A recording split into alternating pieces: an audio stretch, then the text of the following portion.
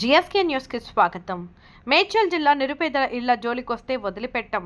నిరుపేదలను పిండి పీడిస్తున్న revenue HMDA అధికారులు. జవహర్ నగర్ సమస్యలు కలెక్టర్ దృష్టికి తీసుకెళ్తాం. భారతీయ జనతా పార్టీ మల్కాజ్గిరి పార్లమెంటు సభ్యులు ఈటెల రాజేందర్ జవహర్ నగర్ నగరపాలక సంస్థ పరిధిలోని అరుంధతి నగర్లో పర్యటించిన ఈటెల రాజేందర్. వివరాల్లోకి వెళ్తే అటు హెచ్ఎండిఏ అధికారులు ఇటు రెవెన్యూ అధికారులు అరుంధతి నగర్ పరిధిలోని వివిధ ప్రాంతాలలో గత 30 ఏళ్లుగా నివాసం ఉంటున్న ఇల్లు పునర్నిర్మాణాలు చేసే క్రమంలో హెచ్ఎండిఏ మరియు రెవెన్యూ అధికారులు అక్రమ వసూళ్లకు పాల్పడుతున్నారని, కాసులు ముట్టని ఎడల 1కి 4 సార్లు అక్రమ నిర్మాణాలు అంటూ తొలగిస్తున్నారని ఆవేదన వ్యక్తం చేసిన కాలనీ వాసులు.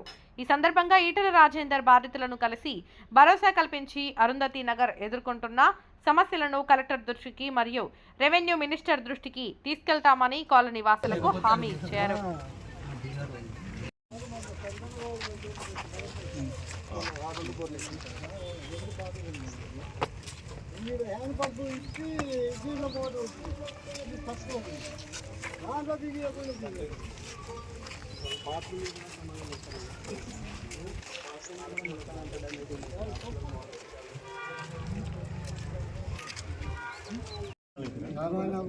బాలాజీ నగర్ జవహర్ నగర్లో అరుంధతి నగర్ ఒక కాలనీ, ఒక ఊరు.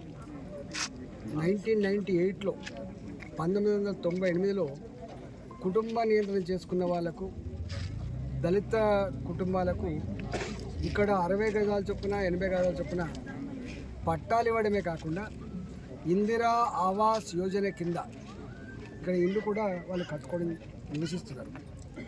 ఎంత దుర్మార్గులు అంటే ఈ 1998 అంటే ఈ 35 ఏళ్ల క్రితం కట్టుకున్నటువంటి ఈ చిన్న చిన్న ఆవాసాలు, రేకుల షెడ్లు ఇలా 30 ఏళ్ళుగా వాళ్ళు కష్టపడితే ఇన్ని డబ్బులు జమ అయితే వాటి కొంచెం స్లాబ్ వేసుకుందామన్నా, కొంత ఒక్క రూమ్ నుంచి ఇంకొక రూమ్ ఎక్స్పాండ్ చేసుకుందామనుకున్నా, లేదా ఇంత కాంపౌండ్ వాల్ పెట్టుకున్నా కూడా ఇక్కడ అధికారులకు డబ్బులు ఇవ్వకపోతే ఇది కట్టుకొని ఇచ్చే ప్రసక్తి లేదు.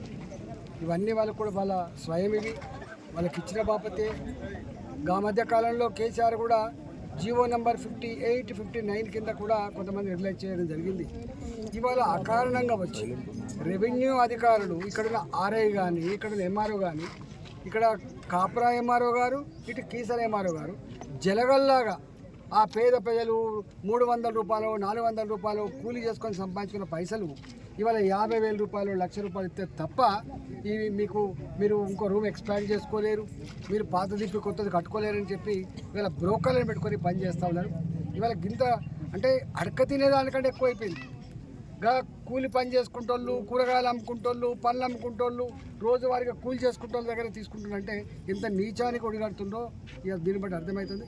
ఇప్పటికే నేను కలెక్టర్ గారికి ఈ అన్ని బాలాజీ నగర్, జవహర్ నగర్, అరుంధతి నగర్ సంబంధించిన సమస్యల మీద మీరే స్వయంగా సర్వే చేయించండి, మీ అధికారులు తీసుకుపోండి, విజిట్ చేయండి, ప్రజల అభిప్రాయాలు తెలుసుకోండి, తదుపరి మీరు యాక్షన్ తీసుకోమని చెప్పి నేను చాలాసార్లు చెప్పినా, కానీ నిమ్మకు నీరెత్తినట్టుగా ఉన్నారు.